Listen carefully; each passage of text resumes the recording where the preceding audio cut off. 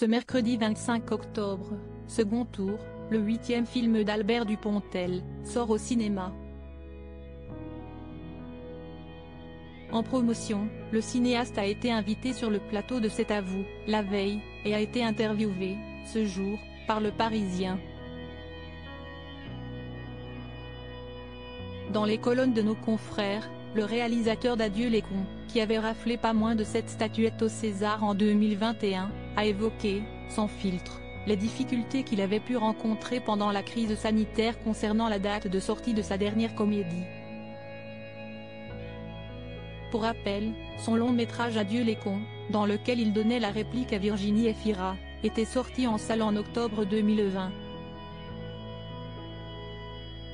C'était alors en pleine période de couvre-feu et il n'a pas manqué de s'indigner publiquement de ce choix fait par son distributeur, Gaumont. Second tour, néanmoins, est cette fois distribué par Pathé. En guise d'explication, auprès du Parisien, Albert Dupontel a expliqué qu'avec le Covid, tout le monde s'est fâché avec tout le monde.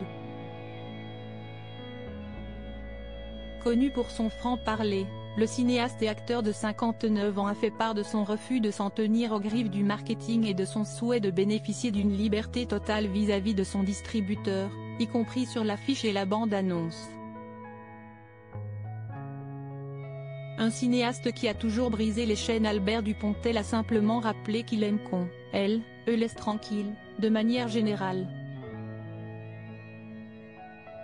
Pas présent sur le réseau social X, ni sur Facebook, celui qui n'a pas d'agent pour gérer sa carrière dans le 7e art avance à son rythme et selon ses envies.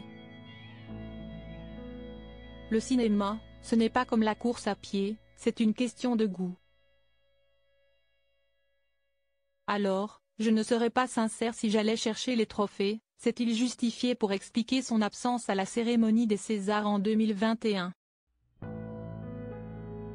Quant à l'acteur Nicolas Marié, qui le connaît depuis plus de 37 ans et qui est une personnalité phare de ses films, il a indiqué que le réalisateur n'a jamais voulu être prisonnier de quoi que ce soit.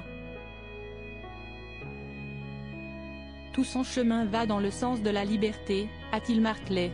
Article écrit avec la collaboration de 6 médias Crédit Photo, Coadic Y.